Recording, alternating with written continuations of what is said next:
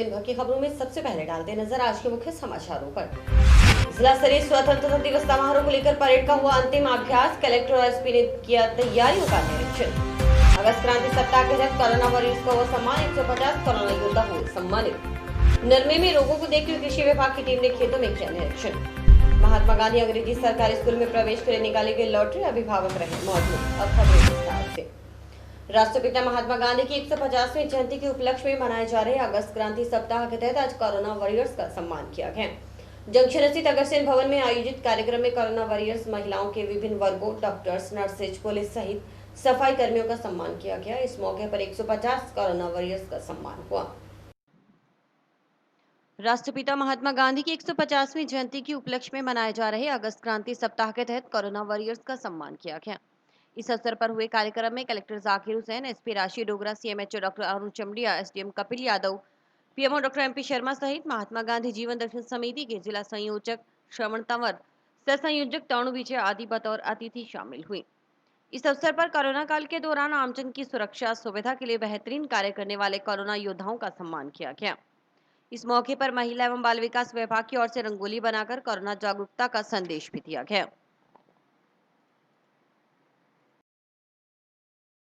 लेकिन वो हल्की किस्म की बीमारी है, उससे ज़्यादा दिक्कत नहीं होती। ये कोविड-19 जो वायरस है, कोरोना वायरस सबसे दुर्लभ सर्दियों से, लेकिन कोविड-19 जो वायरस है एक घातक है, इसकी इन्फेक्टिविटी बहुत ज़्यादा है, कॉन्टेजियस डिजीज है और अलग-अलग इसके 3 तरह के स्ट्रेन जो थे, हमारे यहाँ कम यूरोपियंस पड़ा था, दूसरे देशों में ज़्यादा और पहली यूरोप जो वायरस था मुख्यमंत्री अशोक गहलोत जी का नेतृत्व में आज पूरे राजस्थान के अंदर आज हर जिला मुख्यालय और ब्लॉक मुख्यालय पर कोरोना योद्धाओं का सम्मान समारोह का आयोजन किया गया। मैं मेरे सामने जितने भी कोरोना योद्धा, चाहे वो चिकित्सा विभाग के हो, स्वास्थ्य विभाग के हो, जिस भी डिपार्टमेंट के हैं, सबसे पहले तो मैं आप लोगों को महात्मा गांधी जीवन दर्शन समिति की तरफ से बहुत बहुत बधाई देना चाहूंगा। राजस्थान के अंदर अगर कोरोना के अंदर जो व्यवस्था हुई है उसमें हनुमानगढ़ जिला राजस्थान के अंदर प्रथम है और आज आप देख रहे हैं कि इतना बड़ा जो संकट चल रहा है फिर भी इतनी जो अच्छी व्यवस्था है उसके लिए जिला कलेक्टर महोदय की पूरी टीम को मैं बहुत बहुत बधाई देना चाहूंगा। और मैं आप लोगों से ये कहना चाहूंगा कि अभी कोरोना जो महामारी है वो समाप्त हुई है।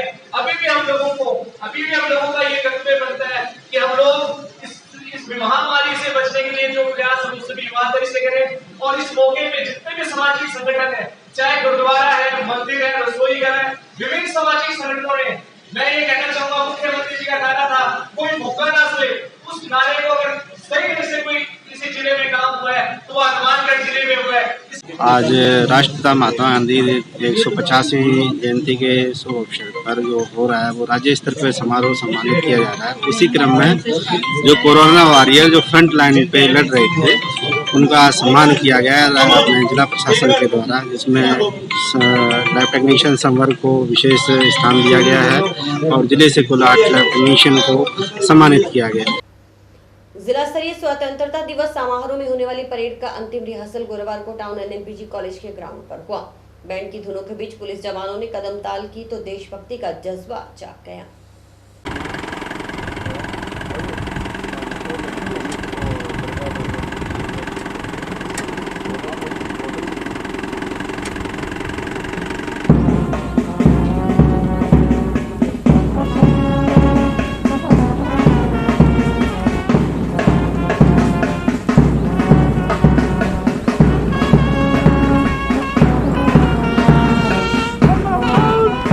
इस बार आजादी के दिन जिला स्तरीय स्वतंत्रता दिवस समारोह में होने वाली परेड में पुलिसकर्मी खूब मेहनत कर रहे हैं। अनुशासन और कदमताल के साथ सोशल डिस्टेंसिंग का खास ख्याल रखा जाएगा। इसी को लेकर गुरुवार को टाउन के एनएनपीजी कॉलेज ग्राउंड में परेड का अंतिम रिहर्सल किया गया। बैंड की धुनों के बीच कलेक्टर, एसपी, एडीएम, एएसपी ने परेड की तैयारियों का जायजा लिया और दिशा निर्देश भी दिए। खास बात यह है कि सभी पुलिस जवानों ने रिहर्सल के दौरान भी मुंह पर मास्क लगा रखा था।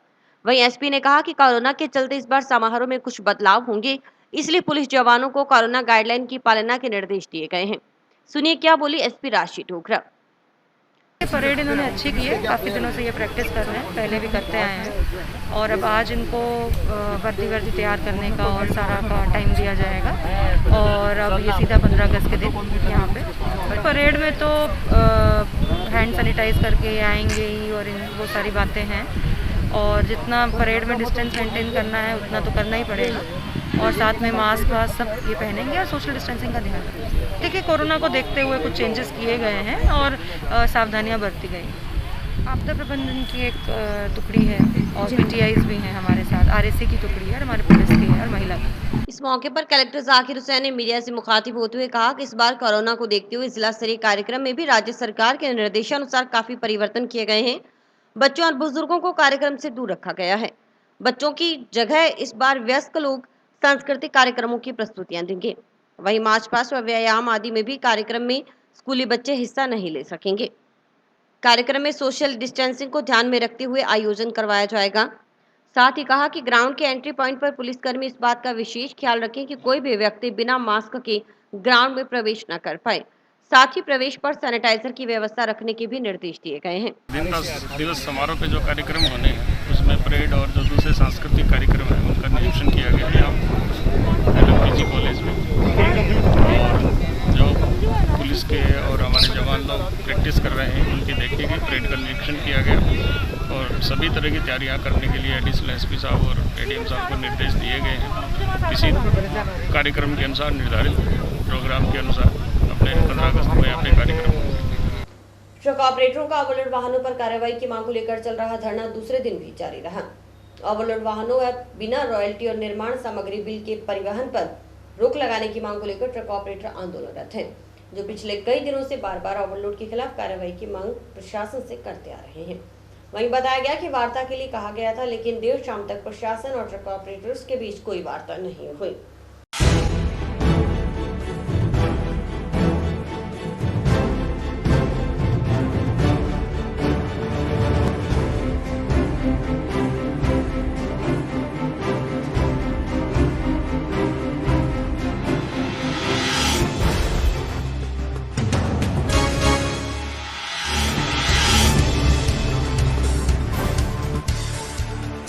मांगे यही है, तो ओवरलोड बंद होना चाहिए, जो ये धड़ल्ले से ओवरलोड चल रहा है। दूसरा ये जो हमारे ट्रक ऑपरेटर रावसर में जो झूठे मुकदमे बनवाए हैं बजरी माफियाओं ने, वो वापस FR लगना चाहिए और ये नाका लगना चाहिए, संयुक्त नाका RTO का, खनिज विभाग का और पुलिस का। तो ये ओवरलोड जगह जगह चल रहा है जो बंद होने चाहिए, ये हमारी मुख्य मांग है। तो आज वार्ता के लिए बुलाया गया था, क्या हुआ? वार्ता के लिए हमारे को बोले VC है कलेक्टर साहब की, उसके बाद हम वार्ता करेंगे आपसे। अभी तक धरना जारी है आपका? हाँ, हमारा धरना जारी है। निश्चितकाल जब तक हमारे को लिखित में आश्वासन या नहीं मिल जाता, बात नहीं हो जाती, तब तक करना चालू है। Junction ward 1 new civil lines G block में चल रहे सड़क निर्माण कार्यों को नियमानुसार करने और लेवल सही करने की मांग को लेकर कलेक्टर को ज्ञापन सौंपा गया। सिविल लाइंस वेलफेयर सोसाइटी के अध्यक्ष बृजमोहन मून ने ज्ञापन सौंपकर सड़क का लेवल सही करने और दोनों तरफ सही जगह छोड़ने की मांग उठाई है। सूरतगढ़ रोड BSNL टावर के पास बनी सांसी समाज के दरगाह को तोड़ने से समाज के लोगों ने रोष जताया है। समाज के लोगों ने पार्षद सुमित रिणवा पर दरगाह व 2 मकानों को तोड़ने का आरोप लगाया। इस मांग को लेकर समाज के लोग गुरुवार को SP से मिलने पहुंचे और न्याय की गुहार लगाई। नगर परिषद मुर्दाबाद, सुमित रिणवा मुर्दाबाद, सुमित रिणवा मुर्दाबाद, चान्नापीर की दरगाह निर्माण करो, चान्नापीर की दरगाह निर्माण करो, चान्नापीर की दरगाह निर्माण करो, चान्नापीर की दरगाह निर्माण करो, नगर परिषद मुर्दाबाद, नगर परिषद मुर्दाबाद। समाज के लोगों ने बताया कि 1954 में 4 बीघा भूमि जो कि सांसी समाज की है, यहाँ पर 70 साल पुरानी एक दरगाह बनी हुई है। वार्ड वासियों का आरोप है कि पार्षद सुमित रिणवा अपने लाभ के लिए दरगाह तोड़ना चाहते हैं। दरगाह समाज के लोगों की आस्था का केंद्र है, इसे किसी भी सूरत में तोड़ने नहीं देंगे। SP से मिले लोगों ने पार्षद व नगर परिषद के खिलाफ मामला दर्ज करने की मांग की। वहीं समाज के लोगों ने चेतावनी दी है कि अगर दरगाह सहित अन्य मकानों को तोड़ने की कार्रवाई नहीं रोकी गई तो प्रदेश स्तर पर भी आंदोलन किया जाएगा। साथ ही समाज के लोगों का कहना था कि यह लंबे समय से यहाँ दरगाह बनी है जो उनकी आस्था का केंद्र है, इसे वे किसी भी सूरत में तोड़ने नहीं देंगे। 70 साल से हमारी दरगाह बनी हुई है, उस रंग पूजा करते हैं, मस्जिद है, मुसलमान की कब्र है, समाधि है, मनाते हैं हम। 8-10 में उसके माया था तो हमारे को चारना दे दिया, भाई इधर समाधि बढ़ाओ। ठीक है। तो हमको तो वो चाहता और कुछ भी नहीं। हम तो उधर ही मर जाएंगे, पर वो जगह नहीं छोड़ेंगे। कौन तोड़ना चाहता है अब? नगर पालिका वाले घर तोड़ दिए, 2 थे, सारी कब्र तोड़ दी। ठीक है। लगाते हैं, हर साल मेला लगाते हैं, आते हैं हाथ जोड़कर। हम तो यही हमारी फरियाद है, वो हमारे हक में चाहिए, जगह होनी चाहिए। मामला ये दरगाह जो बनी हुई है हमारे शमशान घाट की, सैंसी समाज की, 4 बीघे करीब 1954 से करीब ये 70 साल से पहले बनी हुई है। इतनी सरकारें आई, इतने चेयरमैन आए, इतने मेंबर आए, किसी ने कोई कुछ नहीं किया। ये समीत रणवा खुरापात कर रहा है 10 सालों से और इससे हम पीड़ित हैं। इसने हमारा निर्माण हटाया और बुलडोजर चलाया। कल ईंटें 10-15 हज़ार ईंटें ले गया। इतना नुकसान पहुंचाया हमारे समाज के। और औरतों को बुरा भला भी बोला। तो आज किस लिए यहाँ पे आए एसपी? इसलिए आए कि भी हमें न्याय मिले और नगर पालिका के खिलाफ मुकदमा दर्ज हो और समित रणवे के खिलाफ हो और हमारा निर्माण मुकम्मल किया जाए। वहीं इस संबंध में पार्षद सुमित रिणवा का कहना था कि यह कार्रवाई नगर परिषद की ओर से की गई है। यह जगह जीएसएस के लिए आवंटित है, जहां जीएसएस बनाया जाना प्रस्तावित है। पार्षद सुमित रिणवा का कहना था कि दरगाह की जगह के साथ छेड़छाड़ नहीं की जानी है। उन्होंने आरोप लगाया कि ये लोग इस पूरी जगह पर कब्जा करना चाहते हैं, जो न्यायोचित नहीं है। ये वार्ड नंबर 14 में सूतगढ़ रोड पर एक चन्ना पीर के नाम से एक दरगाह बना रखी है, कोई 8 बाई 8 के कमरे में, और उसकी आड़ में कुछ ऐसे उपद्रवी लोग वहाँ कई बार कमरा वगैरह निर्माण कर लेते हैं, झुग्गी डाल लेते हैं और वहाँ बैठ के जो अनैतिक और गलत धंधे हैं वो सब वहाँ ये अंजाम करते हैं। आज से करीब 1 साल पहले एक साधु को बकायदा यहाँ से उठाया गया था, जो बिल्कुल वहाँ एक पशुओं के लिए खेड़ भी बनी हुई है पानी पीने के लिए, उसके ऊपर बैठ बकायदा पुलिस को बुलाया गया। पुलिस ने मौके पे उसकी पिटाई की, उसको अरेस्ट किया, 107-51 में बंद किया। और उस टाइम भी जब उसको बंद कर दिया गया, जब सारा काम हो जाता है, उसके बाद कुछ खुंजा के सैंसी समाज के लोग हैं 2-4-5, वो आके कह देते हैं जी जगह हमारी है जी, ये हो गया जी, वो हो गया जी, इसको तोड़ो मत जी। ये ढर्रा चलता रहता है। वो ईंटें जो पड़ी रह जाती हैं, उसके बाद पुनः कोई ना कोई, अब 6-7 महीने से 1-2 व्यक्ति जिनकी आईडी जब देखी गई तो मड़ोट पंजाब की, एक की कहीं पंजाब की अदर स्टेट की थी, जगह की थी, और ऐसे लोग यहाँ बैठ के नशे की उनके पास हमें चीजें मिली हैं, जो ये टायर पंक्चर की जो टूपे हैं, ये काफी मात्रा में उनको वो सुल्फे पे लगा लगा के पीते हैं और काफी दिनों से उनकी शिकायतें आ रही थी। परसों रात को मेरे पास 2 बजे तक फोन आते रहे, 12 बजे फोन आने लगे भी साहब यहाँ कोई 4 आदमी हैं, 2 लेडीजें ला रखी हैं, लोग परेशान हैं, सरेआम बार और गलत धंधे अंजाम कर रहे हैं। मैंने इतला दी पुलिस को और सूरज भांजी मौके पे एएसआई जो डीओ ड्यूटी पे थे, वो मौके पे गए तो वहां से भाग गए। 2 आदमी मिले, उन्होंने उनको ये कहा भी सुबह ये जगह खाली कर देना, नहीं तो मैं बंद करूंगा। बंदे इतने थे, तभी तुरंत प्रभाव से नगर परिषद कमिश्नर को सूचित किया गया। उन्होंने जेसीबी भेजी है, नगर परिषद के कर्मचारी आए हैं। जितना मलबा जो गलत इख्तियार इन्होंने कर रखी थी जगह, सिर्फ वो 8 बाई 8 की जो इनकी चन्ना पीर की दरगाह है, वो आज भी जस की तस पड़ी है, उसको हमने कहीं नहीं टच किया। और अलावा जो वहाँ जितनी भी गंदगी या ईंटें थी, वो सब नगर परिषद ने उठा के उसको साफ किया है जगह को। और जहाँ जो लड़के जो गलत बैठे थे, उनको पुलिस मौके पे आके उठा के ले जाके उन्होंने उनको थाने में बंद किया है। भारतीय प्रशासनिक सेवा में चयनित नोहर के राहुल मोदी ने गुरुवार को कलेक्टर जाकिर हुसैन से मुलाकात की। इस दौरान कलेक्टर ने उन्हें इस सफलता के लिए बधाई दी। आपको बता दें कि नोहर के राहुल मोदी ने 420वीं रैंक हासिल कर भारतीय प्रशासनिक सेवा में सफलता हासिल की है।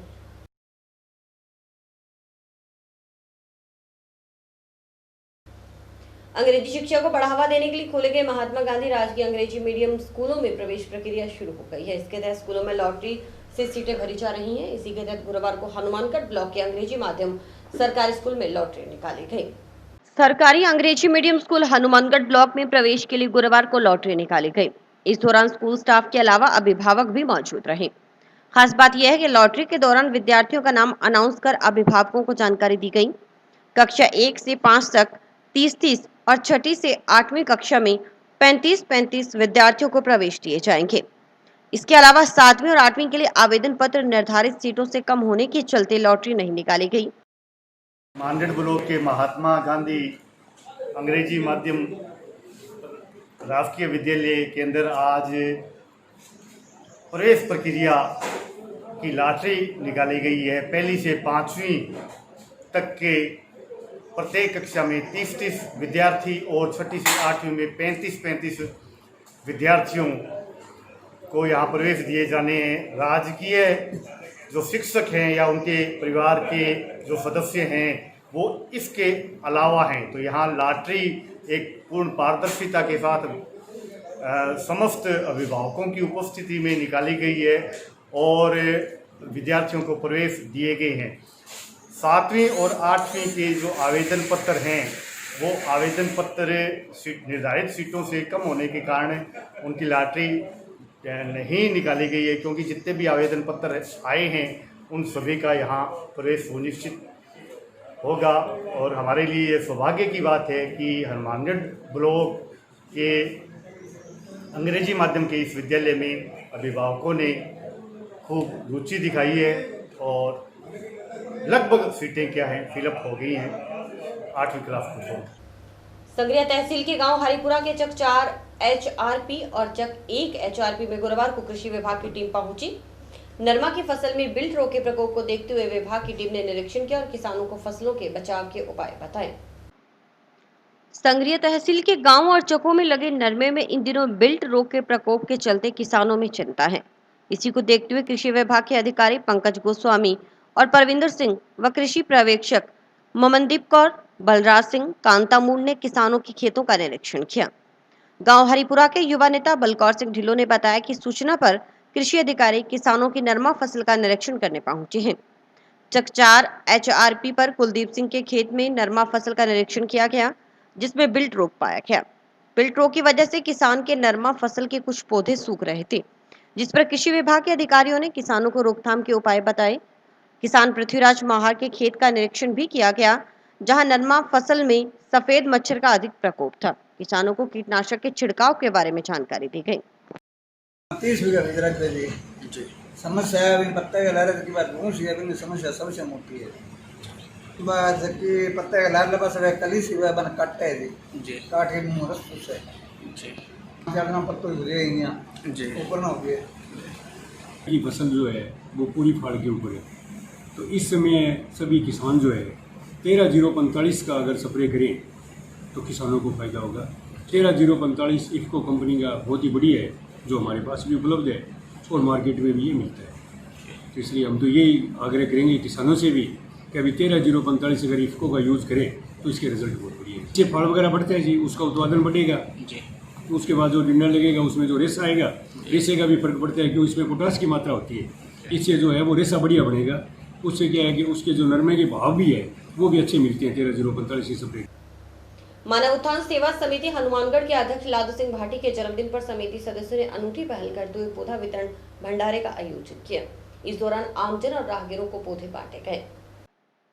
पर्यावरण संरक्षण का संदेश देते हुए मानव उत्थान सेवा समिति ने अनूठी पहल की है। दरअसल समिति के अध्यक्ष लादू सिंह भाटी के जन्मदिन पर समिति के लोगों ने पौधा वितरण भंडारे का आयोजन किया। इस भंडारे में अनेक प्रकार की फूलों, फलों और छायादार पौधों का आम राहगीरों में वितरण किया गया। समिति कोषाध्यक्ष संजय रावत ने बताया कि समिति बरसों से पौधारोपण का कार्य सार्वजनिक स्थलों पर जाकर कर रही है। आज प्रथम पौधा वितरण भंडारे का आयोजन किया गया है। इससे लोग उन पौधों को अपने घरों और आसपास में लगाएंगे, जिससे वातावरण शुद्ध होगा और आगे भी इस तरह के भंडारे का आयोजन होता रहेगा। समिति सदस्य हरि सिंह राजपूत ने बताया कि इस तरह के आयोजन से समिति का आमजन में बहुत ही अच्छा संदेश गया है। समिति सदस्य लोकराज शर्मा ने बताया कि इस तरह के भंडारे का आयोजन होने से एक ही समय में विभिन्न स्थानों पर आमजन द्वारा अधिक से अधिक पौधारोपण होगा। मानव उत्थान सेवा समिति के अध्यक्ष लादू सिंह भाटी जी के जन्म उपलक्ष्य में पौधा वितरण का कार्यक्रम सतीपुरा फाटक के पास किया गया, जिसमें क्लब के सभी सदस्यों ने भाग लिया एवं आने वाले लोगों को विभिन्न प्रकार के पौधे निःशुल्क प्रदान किए। उनसे अनुरोध किया कि इन पौधों को लगाकर पेड़ बनाएं और ताकि वातावरण को शुद्ध किया जा सके। हम लादू सिंह रिवाटी जी को जन्मदिन की शुभकामनाएं देते हैं कि वो आने वाले समय में खुशहाल जीवन व्यतीत करें, दीर्घायु हों। कोरोना काल में वैसे तो सभी वॉरियर्स बखूबी अपने कार्य को अंजाम दे रहे हैं, वहीं आज हम आपको मिलवाते हैं एक ऐसी रोडवेज परिचालक शकुंतला से जिन्होंने न केवल कोरोना महामारी के तहत सीएम कोष में 5 दिन की सैलरी जमा करवाई बल्कि थर्मल स्क्रीनिंग मशीन का भी वितरण किया। देखिए रामनिवास सिंवर की ये रिपोर्ट। समाज सेवा करने का अगर मन में जज्बा हो तो कोई मुश्किल इंसान के आड़े नहीं आ सकती। आज हम बात कर रहे हैं हनुमानगढ़ रोडवेज डिपो में कार्यरत महिला परिचालक शकुंतला की। परिचालक शकुंतला रोडवेज में नौकरी के साथ साथ समाज सेवा में भी अग्रणी भूमिका निभा रही है। इन्होंने कोरोना महामारी के चलते मुख्यमंत्री सहायता कोष में अपनी सैलरी में से 5 दिन का वेतन स्वेच्छा से दान किया। खास बात यह है कि 5 दिन का वेतन जमा करवाने वाली प्रदेश की पहली महिला परिचालक हैं। इसके अलावा रोडवेज की बसों में ज्यादा से ज्यादा यात्री सफर कर सकें और कोरोना संक्रमण भी ना फैले, इसके लिए डिपो में 5 मशीनें एक साथ अपने खर्चे पर उपलब्ध करवाई ताकि लोग बसों में सफर करने से पहले उनकी थर्मल स्क्रीनिंग हो सके। खास बात यह भी है कि शकुंतला समाज सेवा के साथ साथ पर्यावरण प्रेमी भी है। उन्होंने अपनी ड्यूटी के अलावा समय में आसपास की ग्राम पंचायतों में पौधारोपण का कार्य भी किया। इसके साथ ही उन्होंने कोरोना महामारी से जागरूकता के लिए करीब 2000 पोस्टर प्रकाशित करवा आमजन सार्वजनिक स्थानों और रोडवेज की बसों में भी लगवाए। पोस्टर का विमोचन कलेक्टर जाकिर हुसैन ने किया था। शकुंतला परिचालक की ड्यूटी के साथ साथ समाज सेवा में तो अपनी अहम भूमिका निभा ही रही हैं, वहीं उन्होंने खेलकूद में भी हिस्सा लेकर जिले में और अपने माता पिता का नाम रोशन किया है। उन्होंने 2017-2018 में क्रॉस कंट्री राष्ट्रीय प्रतियोगिता में राजस्थान राज्य का प्रतिनिधित्व भी किया। एमए और RSCIT में डिप्लोमाधारी शकुंतला ने रोडवेज डिपो में परिचालक के पद पर रहते हुए 6 वर्ष की सेवा पूरी कर ली है। खास बात यह है कि इनका विभागीय रिकॉर्ड संतोषजनक है। दरअसल शकुंतला मूलतः श्रीगंगानगर जिले के लालगढ़ जाटान की रहने वाली है। इनके पिता रामचंद्र जो कि गांव में ही खेती करते हैं, इनकी पढ़ाई श्रीगंगानगर जिले में ही पूरी हुई। 2010 में इनकी शादी हरियाणा के जमाल गांव के रोहताश कुमार के साथ हुई। इनके पति हरियाणा पुलिस में CI हैं। देखिए क्या बोली परिचालक शकुंतला। और मैंने जहाँ भी काम किए ड्यूटी की है तो मैंने एज फैमिली मेम्बर बन के की है। बात रही कोरोना रोकथाम की, उसके लिए मेरी एक हार्दिक इच्छा थी कि मैं अलग से कुछ करूं। तो इनके लिए मैंने सबसे पहले पोस्टर विमोचन वितरण का काम किया और वो सार्वजनिक जगह पर लगवाए हैं मैंने भी, कैसे ही करके इस कोरोना का रोकथाम हो जाए। इसके अलावा मेरे डिपार्टमेंट में मैंने सबसे पहले पोस्टर का, मास्क का, सैनिटाइज का तो किया ही है। इनके अलावा मैंने स्कैनिंग मशीनें, थर्मल मशीनें जो टेम्परेचर नापने के लिए, वो भी मैंने डोनेट किया क्योंकि इसमें हमारे स्टाफ और पब्लिक की भलाई का पॉइंट था, क्योंकि उससे आम जनता के लिए भी भलाई थी और उसमें हमारे स्टाफ की सेफ्टी थी। और जहाँ भी मैं काम करती हूँ मैं निश्चिंत होकर करती हूँ और जिस भी संस्था के साथ या मैं मेरे बलबूते पे या मेरी ड्यूटी टाइम में मैं सबको एज ए फैमिली मेम्बर मान के चलती हूँ। आज मैं सभी से ये कहना चाहती हूँ भी इसमें महिला जागरूक तो होती है और महिला को तो मैंने जागरूक किया ही है, इसके साथ साथ कोरोना का रोकथाम के साथ साथ जनता का भी मैंने भला किया है और मैं करती रहूँगा। टाउन के SRM स्कूल में विद्यार्थियों की फीस कम करने सहित विभिन्न मांगों को लेकर अभिभावक गुरुवार को स्कूल प्रबंधन से मिले। इस दौरान उन्हें स्कूल प्रबंधन ने आश्वासन दिया। कोरोना के चलते जहां स्कूल बंद हैं, वहीं काम धंधे गति नहीं पकड़ पाने की वजह से कारोबार फीका है। ऐसे में अब अभिभावकों के समक्ष बच्चों की फीस भर पाना मुश्किल होता जा रहा है। इसी के तहत गुरुवार को टाउन के SRM स्कूल में अभिभावक स्कूल प्रबंधन से मिले और फीस में छूट देने की मांग की।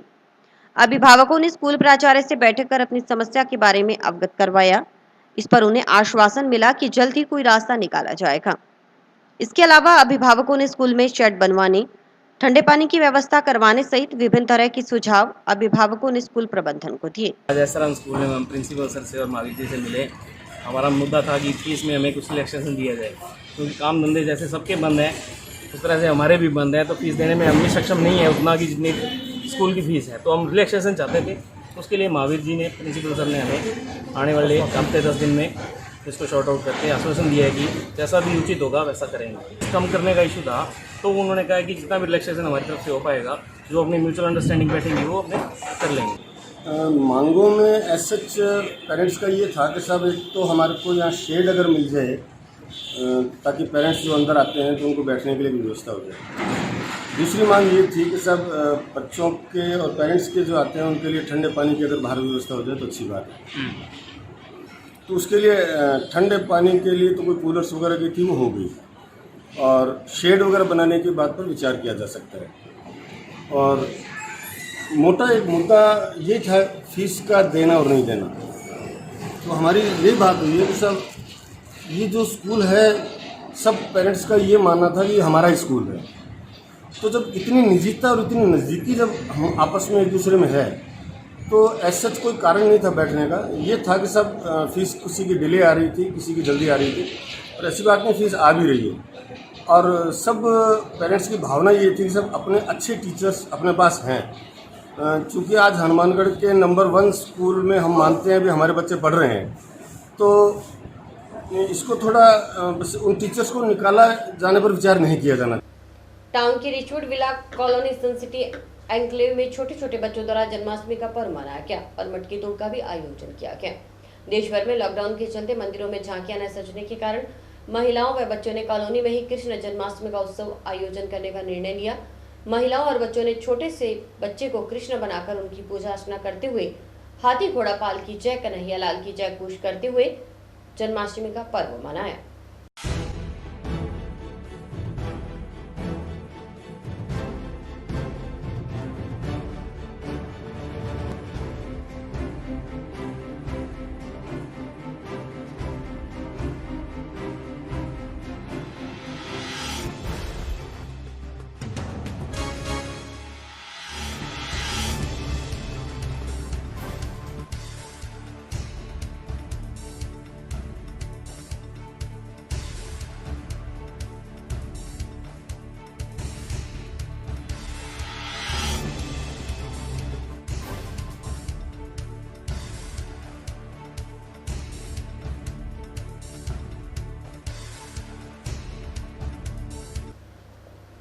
और इसी के साथ समाचार समाप्त हुए। रोजाना देखते रहिए समाचार। नमस्कार।